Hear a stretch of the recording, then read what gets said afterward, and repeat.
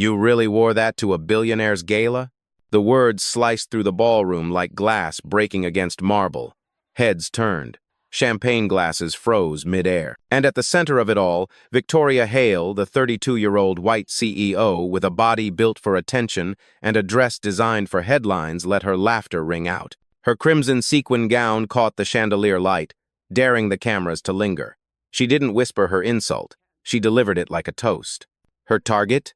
Amara Johnson, 46 years old, black, billionaire, CEO of Orion Global. Tonight she sat alone at a side table, dressed in a long satin gown the color of embers, not flame. A dress that whispered power instead of shouting it. Her hair was pulled into a neat low bun, her posture precise, her hands resting lightly on a crystal glass of still water. She wasn't loud. She didn't need to be. But to Victoria, silence looked like weakness. And in a room drunk on vanity, Amara was the perfect mark. The crowd reacted instantly. A few chuckled behind manicured hands. A hedge fund manager smirked into his whiskey. One guest murmured, "She looks like staff." Another chimed in, "Maybe she slipped past security." The ballroom wasn't quiet anymore. It was charged. Amara didn't flinch. She blinked once, slowly, as if she'd heard this exact tone 100 times before. At 19, barred from a student gala because she didn't look the part. At 32, dismissed by a banker who told her billion-dollar visions didn't belong in someone like her. And now, again in a ballroom dripping with gold and arrogance, the same look, the same laugh, the same attempt to erase her.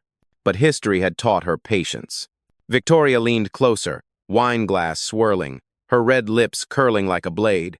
"Ballroom couture, darling. You should try it sometime. Oh, wait, maybe you can't afford it." Gasps rippled. The cruelty wasn't subtle anymore. It was spectacle. Amara stayed still.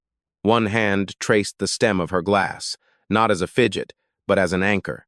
Her silence wasn't empty. It was loaded, waiting. Before we continue, where are you watching from? Drop your city or country in the comments below. And if you believe in dignity and justice, hit like and subscribe. These stories spark change. And we're glad you're here. Now, back to Amara. A spotlight cut across the stage for the evening's program, but the real show was happening at Amara's table. A junior journalist, camera hidden in her clutch, angled closer. A wealthy investor from Hong Kong raised an eyebrow, whispering to his wife, "She doesn't belong? Or they don't see who she is?" The seeds of doubt began to sprout in the corners of the room. Still, the majority laughed with Victoria. She was young, magnetic, fire in human form. Amara, by contrast, was quiet heat, the kind you don't notice until it consumes the room. Victoria's laughter sharpened. "Tell me, miss, whoever you are, did you sneak in hoping to meet someone important tonight?" Amara looked up at last, her gaze steady, her voice soft, but so measured it felt like steel sliding into place. "I already did." The ballroom stilled. For a second, no one understood. But Amara knew exactly what she meant. The storm had just begun. The gala at the Grand Orion Hotel wasn't just another party. It was the event of the season, a billionaire's birthday celebration turned high-stakes networking ritual. Crystal chandeliers dripped light across a ballroom lined with velvet curtains. The air smelled of French champagne and the weight of old money. Every guest was dressed like they'd walked out of a glossy magazine cover. Sequins, diamonds, designer gowns worth more than some houses. And then there was Amara Johnson. She entered without an entourage, without a press agent whispering her name to photographers, just a single presence, steady and composed. Her gown was satin orange, long and deliberate, flowing like dusk captured in fabric. It didn't scream luxury, it radiated it, in silence. Her hair was tied into a clean, low bun. Minimal jewelry, no flashing cameras followed her, and that was intentional. Tonight, she came to watch, to measure, to test the room that had so often tested her. Across the ballroom, Victoria Hale made sure everyone noticed her.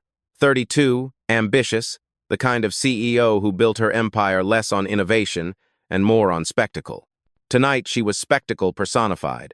Her scarlet mini-dress clung like it was painted on, sequins scattering light like shards of ruby. Every step in stiletto heels was a performance. Every tilt of her head, a headline. She thrived on the spotlight and couldn't stand when someone else refused to play the same game. That refusal was Amara. Guests whispered about the contrast. She looks. Simple. Is that orange? At a gala? She didn't even bring a +1? The assumptions weren't new. They were rehearsed, inherited, recycled from centuries of rooms like this. Rooms where black women were either erased or exoticized, rarely respected. Amara knew. She had walked into them her entire life. And every time, she chose the same weapon, calm. Victoria, on the other hand, saw calm as weakness. And weakness was prey. She made sure her laugh carried when she mocked Amara's gown. She made sure her friends at the corner table hedge fund wives with diamond chokers heard every word. For her, this was sport, a public dissection. But what Victoria didn't know, what no one knew, was that Amara owned a different kind of spotlight. She didn't chase cameras. She built empires. She didn't need to sparkle.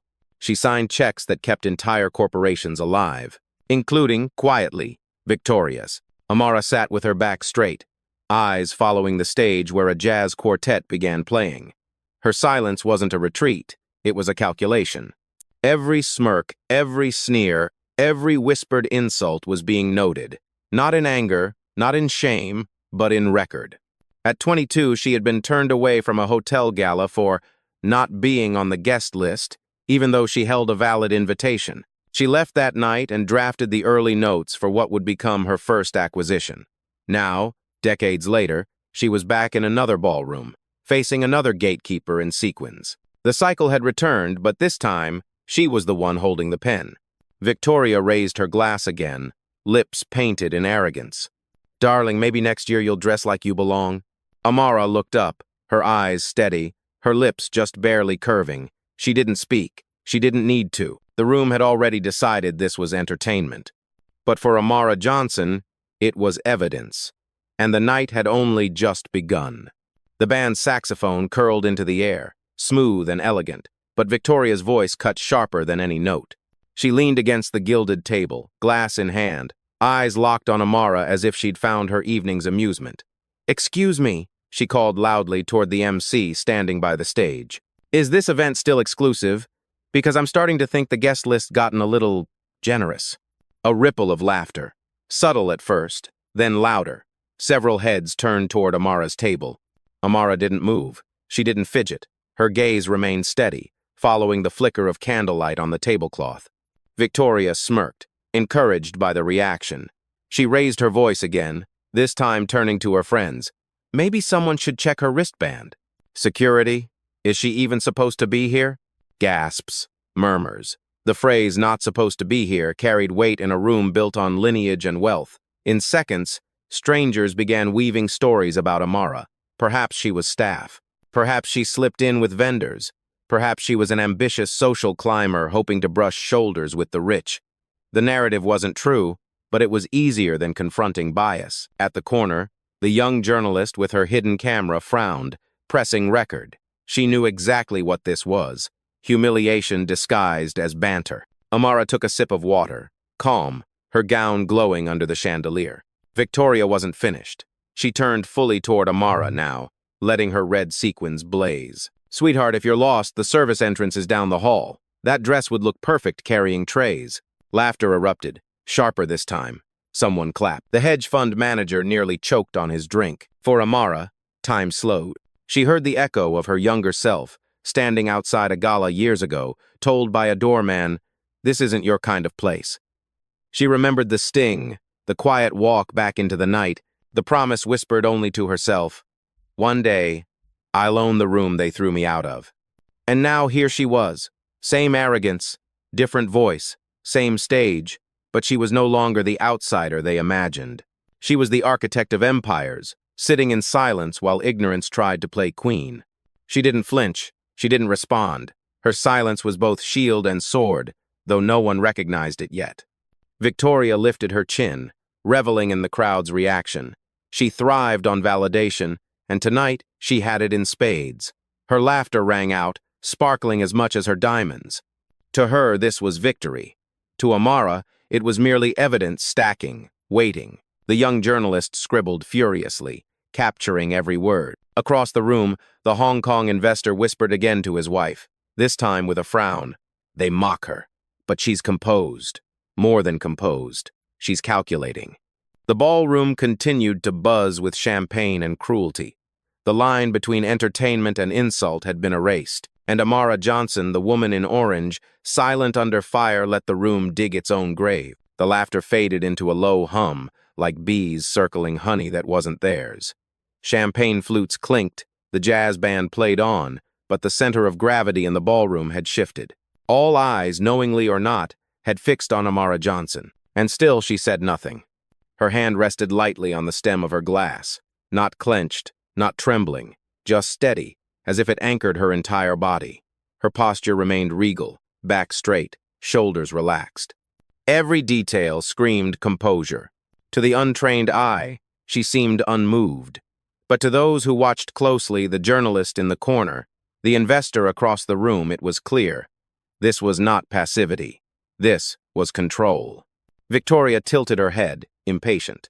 She was used to counterattacks, to shouting matches, to whispered apologies from people desperate to stay in her favor. Silence unnerved her. It wasn't the reaction she wanted. It wasn't surrender. It was something else, something she couldn't name. She leaned closer, her voice dripping with sarcasm. "Cat got your tongue, darling? Or do you only speak when spoken to?" Still nothing. Amara lifted her glass, took a single measured sip, and set it back down. Not a drop spilled. The ballroom noticed. People noticed. That kind of poise couldn't be taught overnight. It was carved from years of walking into hostile rooms and refusing to bow. The young journalist's pen scratched faster. She doesn't react. She absorbs. She disarms. In Amara's mind, the words replayed, "You don't belong, wrong dress, wrong place." The echoes weren't new. They were a chorus she had learned to live with. But tonight, she wasn't here to fight every insult. She was here to end the music entirely. Her silence began to work like a mirror. The more she refused to engage, the more the spotlight drifted back to Victoria, and with it, scrutiny. Guests who had laughed at first began to shift uncomfortably in their seats. The joke no longer seemed sharp, it seemed desperate. Victoria's smile faltered for a split second. She masked it quickly, tossing her hair, letting her diamonds catch the light. But it was there, the tiniest crack. Amara's eyes lifted at last. Calm, steady. She didn't speak, but the weight of her gaze landed like a verdict. For a heartbeat, the room felt it, a silence heavier than applause, louder than ridicule. The investor whispered to his wife, "She's not ignoring, she's waiting." And they were right. For Amara Johnson, silence wasn't absence. It was evidence. Every laugh, every insult, every dismissive glance, she let it pile, brick by brick, into a tower too heavy for Victoria to carry. When the time came, that tower would fall, and it wouldn't be Amara who crumbled beneath it. From the edge of the ballroom, the young journalist adjusted her clutch. Inside, her phone's camera lens peeked through a slit in the fabric, capturing every word, every laugh, every sneer that Victoria hurled across the room. She hadn't expected a story tonight, just glossy coverage of champagne towers and billionaires in designer gowns. But what she was witnessing wasn't glamour, it was cruelty. And cruelty, in a room like this, was news. She pressed record. 2 tables away, Kenji Watanabe, a private equity titan from Hong Kong, studied the exchange with cool calculation. His wife leaned toward him. "Why are they mocking her?" she whispered in Mandarin. "Because they don't know who she is," he replied quietly. Then, after a pause, "Or maybe they do and they're afraid of it."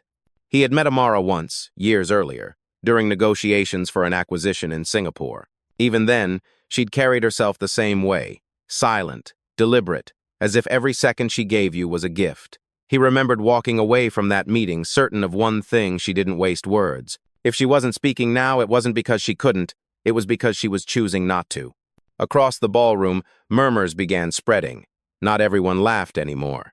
Some guests shifted uncomfortably, hiding behind their champagne flutes.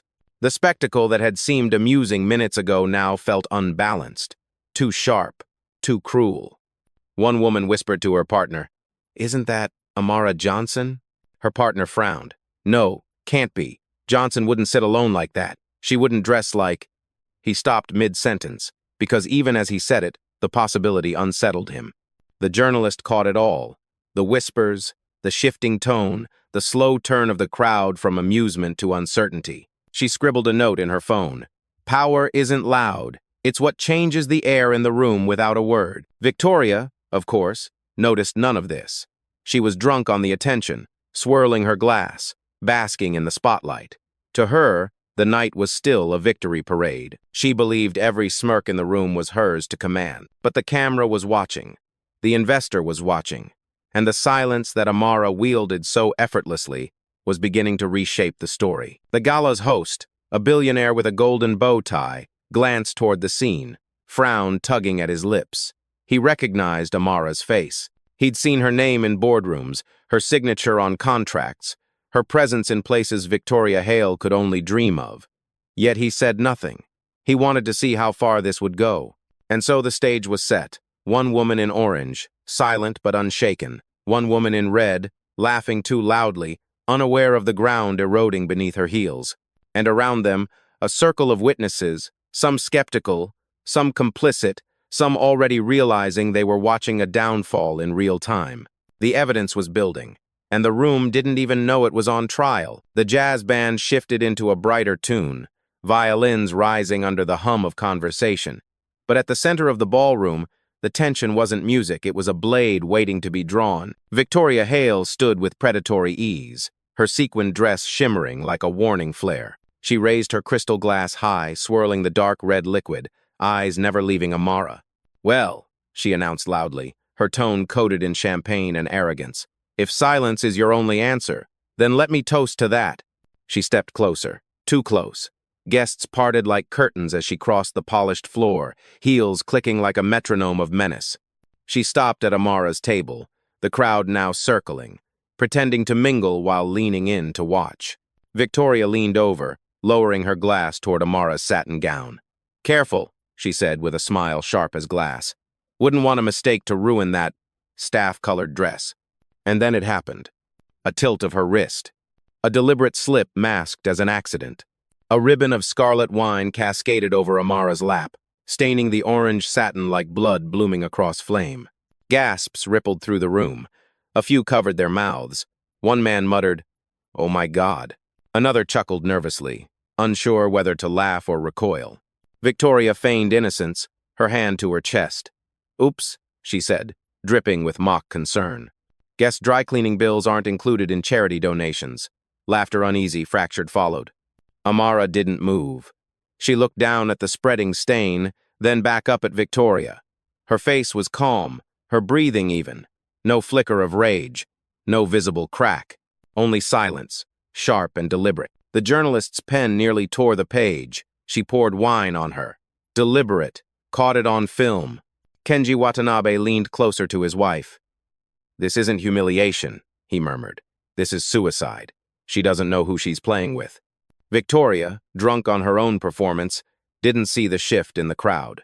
She saw only the spotlight she thought was hers. She giggled, tossing her hair back, her diamonds scattering light. "Red looks better on you anyway," she sneered. But the room no longer laughed freely. The cruelty had crossed a line. It was no longer witty banter. It was assault dressed in sequins.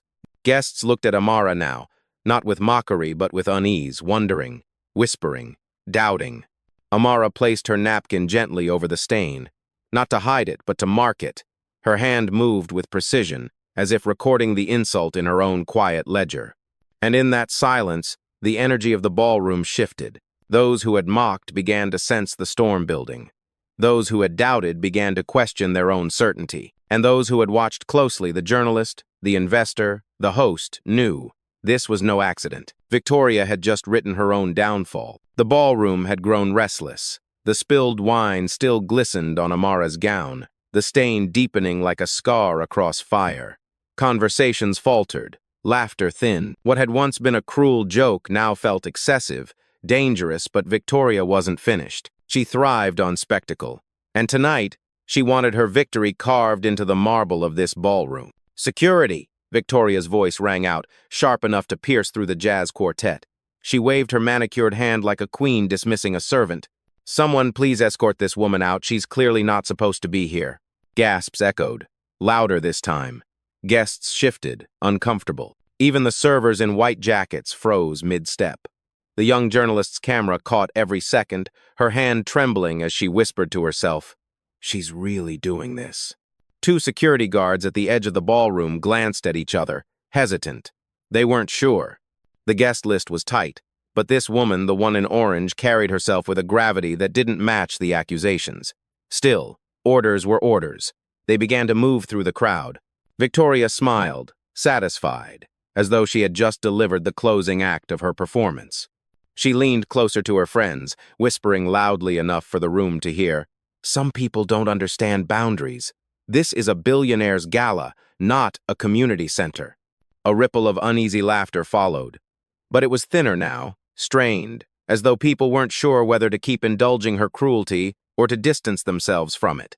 Amara didn't flinch. She didn't rise. She simply adjusted the napkin covering her stained gown, her fingers precise, deliberate, as if every movement was its own form of testimony. Her face was calm, eyes lowered, but her silence filled the room like thunder waiting beyond the horizon. Kenji Watanabe whispered, sharper this time. "She's about to regret this." His wife nodded, eyes wide, sensing something in the air, something electric, inevitable. The billionaire host finally stirred, shifting uncomfortably at the head table. He recognized Amara now. The memory of signatures, contracts, and boardroom negotiations flashed in his mind. He opened his mouth as if to intervene, then stopped. Perhaps curiosity rooted him. Perhaps fear. He too wanted to see what would happen next. The security guards arrived at Amara's table, one leaning in, voice low. "Ma'am, could you come with us?" The room held its breath. Every phone not already recording was raised discreetly. Dozens of eyes, dozens of judgments, all converging on one woman. Victoria smirked, lips curling in triumph. "Yes, darling," she said, her voice dripping with mock sweetness. "Time to leave. You don't belong here." For the first time all evening, Amara lifted her gaze fully, her eyes meeting Victoria's without blinking, calm, steady, ancient, like something carved from stone. And in that silence, in that stare, the crowd felt it the shift of power they couldn't name, but couldn't ignore. The storm had reached its breaking point. The ballroom had frozen in place. The guards waited. The crowd leaned in. Victoria basked in her false triumph. And then Amara moved, not with anger, not with panic, just precision. She reached for the clutch at her side, opened it with a calmness that felt deliberate, and drew out her phone. One swipe, one tap. She lifted it to her ear, her voice smooth, unhurried, but carrying a weight that sliced through the air. "Initiate Protocol 7, she said. Every syllable landed like a gavel. The guards hesitated. They exchanged glances, sensing something they didn't understand. Victoria tilted her head, laughter bubbling. "Oh, what is this? Calling an Uber?" she sneered, tossing her hair. Her friends chuckled, but their laughter sounded forced, uncertain. On the other end of the line, a crisp voice replied instantly, "Yes, Miss Johnson, pulling up the Hale contract now." The journalist's eyes widened. She had caught the name Johnson. Her fingers flew across her notes. Amara Johnson, CEO, Orion Global. Kenji Watanabe sat straighter, his eyes narrowing. He knew. At last, he knew. The crowd, however, hadn't connected the dots yet. They still hovered between curiosity and disbelief, watching the woman in orange with a mixture of confusion and fascination. Amara continued, her voice steady, resonant enough for the nearest tables to hear. "Effective immediately. Prepare the withdrawal documents. Freeze all ongoing negotiations. Put every pending wire transfer on hold." A hush spread, broken only by the jazz band faltering mid-song as the musicians realized the room's attention had shifted entirely. The silence was thick now, heavy with something unfamiliar power moving beneath the surface. Victoria scoffed, her red lips twisting. "What, you think a phone call makes you important? You're embarrassing yourself, darling. Just leave." But her words no longer landed the same way. The energy of the room had shifted. Guests who once laughed now exchanged wary looks. The name Johnson began to circulate in whispers. "Wait, is that Amara Johnson, the Orion Global CEO? The one behind the tech mergers?" The host finally rose, his golden bow tie glinting under the chandelier. His voice, low but urgent, carried only to those near him. "If that's Amara Johnson, Victoria just made the mistake of her career." Amara ended the call, placed her phone carefully back into her clutch, and looked up, not at the guards, not at the crowd, at Victoria. Her voice was calm, almost gentle. You just tried to humiliate the woman funding your future." The words didn't need volume. They carried because of the silence that followed. And in that silence, Victoria's smirk faltered. For the first time all night, she looked unsure. The balance had shifted. The game was no longer hers. The air in the ballroom turned heavy, as if the chandeliers themselves leaned lower to listen. Victoria still stood over Amara, her crimson sequins blazing, her smirk trembling at the edges. The crowd, restless and whispering, waited for the woman in orange to either break or rise. Amara did neither. She stood slowly, her chair gliding back without a sound. The orange satin of her gown shimmered beneath the golden light, the wine stain marking it like a wound she refused to hide. Her presence grew taller, heavier, undeniable. She didn't raise her voice. She didn't need to. "My name," she began, her gaze sweeping across the circle of faces, "is Amara Johnson." The whispers ignited instantly. "Johnson? Amara Johnson? Orion Global?" Amara's eyes locked on Victoria. Calm, icy, final. "And tonight," she continued, "you mocked the woman holding the pen over your future. I am the CEO of Orion Global, the principal funder of the Hale merger, the $4.9 billion deal that keeps your empire afloat." The words landed like thunder. The crowd gasped, some outright shouting. Glasses clinked against the floor as a server dropped a tray. Someone muttered, "Oh my God." Another, louder, "She owns the deal." Victoria's face drained of color. Her red lips parted, but no sound emerged. For the first time all night, she looked small, a flame caught in its own smoke. Amara stepped forward, the room parting for her as though pulled by gravity. Her voice carried without strain. "You poured wine on me. You called security on me. You told me I don't belong. But here's the truth. Without me, you don't belong. Without my signature, Hale Corporation collapses before sunrise." Phones rose higher, recording every second. The journalist's heart pounded as she whispered into her mic. She just flipped the entire narrative. This is history. Kenji Watanabe smiled faintly, a knowing gleam in his eye. "I told you," he murmured to his wife. She was calculating. Around the ballroom, faces transformed, the smirks gone, replaced with awe, fear, respect. Guests who had laughed minutes earlier now straightened, pretending they had never joined in. The billionaire host tugged nervously at his bow tie, realizing the gala he had staged had become Amara's stage instead. Victoria stumbled back a step, her heel catching the hem of her own dress. She tried to recover, voice breaking. This is absurd. You're bluffing." But Amara didn't flinch. She leaned in, her tone soft, lethal. "Check your inbox. The contract just vanished." Victoria's phone buzzed in her clutch. She fumbled, her fingers shaking.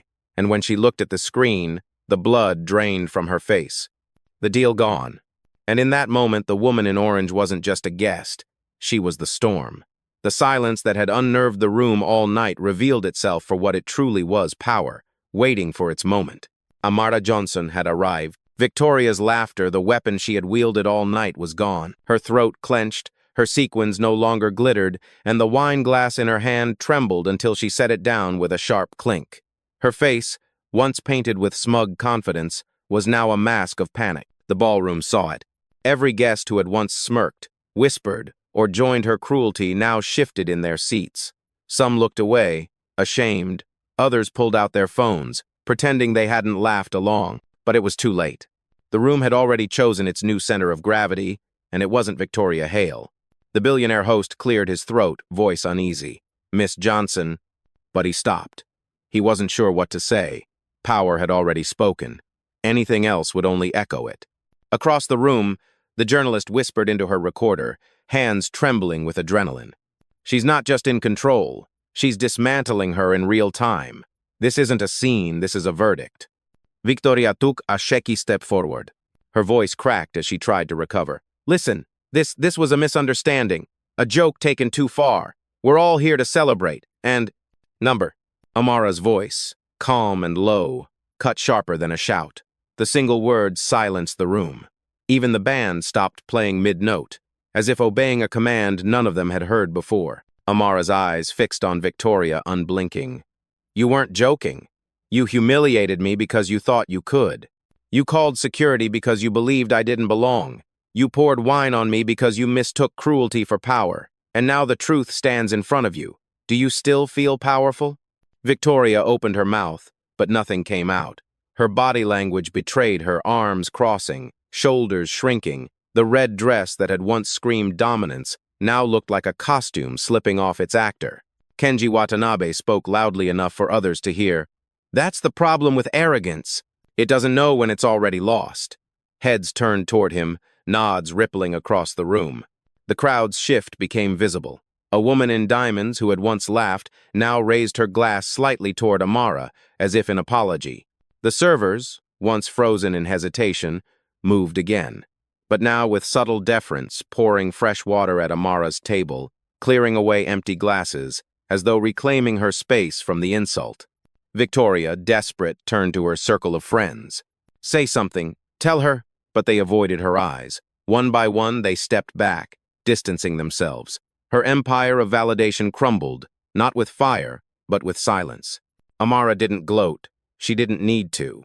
She simply stood, tall and unwavering, her orange gown now more radiant than any sequin in the room. The wine stain wasn't humiliation anymore, it was a mark of survival, a reminder of the line crossed and the empire undone. The journalist whispered again, her voice breaking with awe. She flipped the entire room. Victoria's isolated, the queen without a court. And indeed, in the glittering heart of the ballroom, surrounded by cameras, diamonds, and silence, Victoria Hale was no longer the center of attention. She was the cautionary tale unraveling before everyone's eyes. Amara Johnson had claimed the room. The ballroom held its breath, suspended in the silence that followed Victoria's collapse. The chandeliers still glittered, but their light no longer crowned her. It crowned the woman in orange who now stood at the center of the storm she had endured and mastered. Amara's hands were steady, clasped lightly in front of her. She didn't need to raise her voice. Every ear strained for her words. Every phone recorded. Every witness leaned forward, aware they were standing inside a story that would be told long after tonight. I came here quietly, Amara began, her tone calm, deliberate.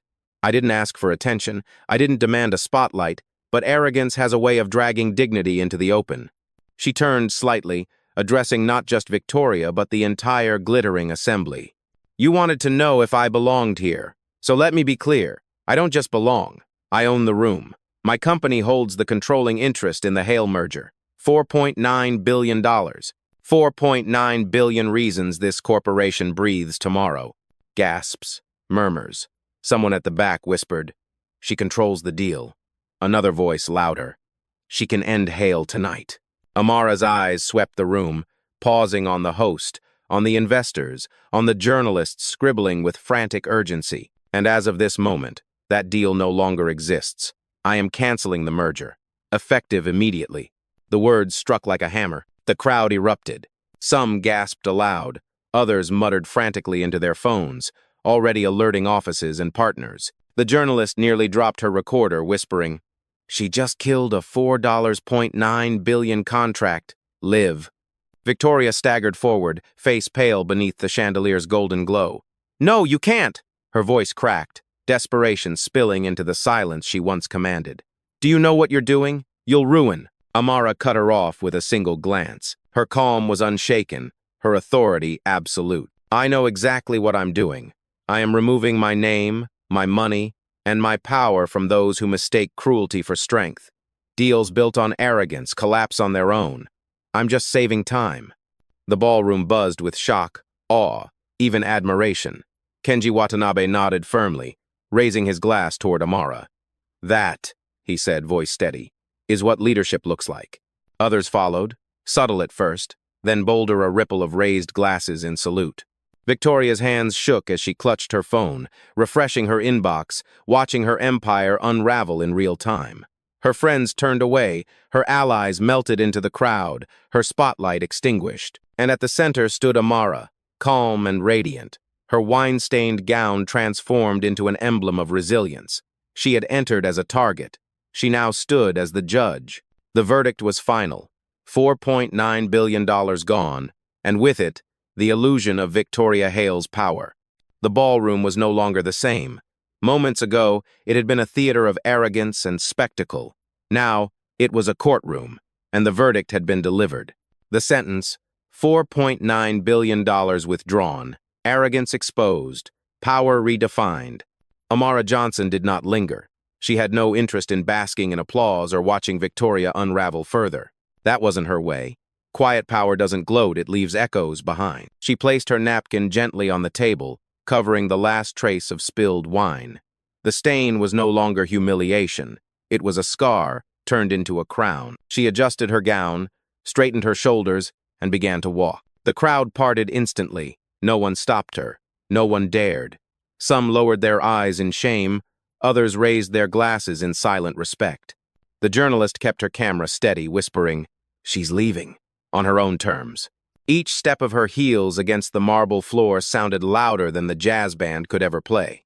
Louder than Victoria's laughter had been. Louder than the murmurs still rippling through the stunned assembly. It was the sound of dignity reclaiming its space. Victoria, trembling, tried one last time. "Wait, we can fix this. We can talk."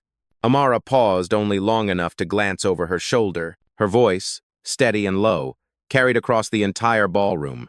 "Respect is not negotiable. Not at $4, not at $4 billion, not ever." The words cut through the chandeliers, the velvet curtains, the very air itself. A line etched permanently into the memory of everyone present. Then she turned back and continued walking, unhurried, unshaken. The doors opened wide, and she stepped into the night, her orange gown catching the city lights as though it carried fire within it. Behind her, silence lingered. The kind of silence that doesn't fade, it settles, reshapes, redefines. Kenji Watanabe lifted his glass one final time, voice solemn. Dignity doesn't need a stage, it creates one. The journalist lowered her phone, her heart racing. She knew tomorrow's headline would write itself. Black CEO mocked at Gala, then she erased a $4.9 billion empire. But for Amara Johnson, there were no headlines in her mind. Only the same steady promise she had carried all her life. Never to shout for space in rooms that doubted her, but to build the kind of power that made those rooms hers.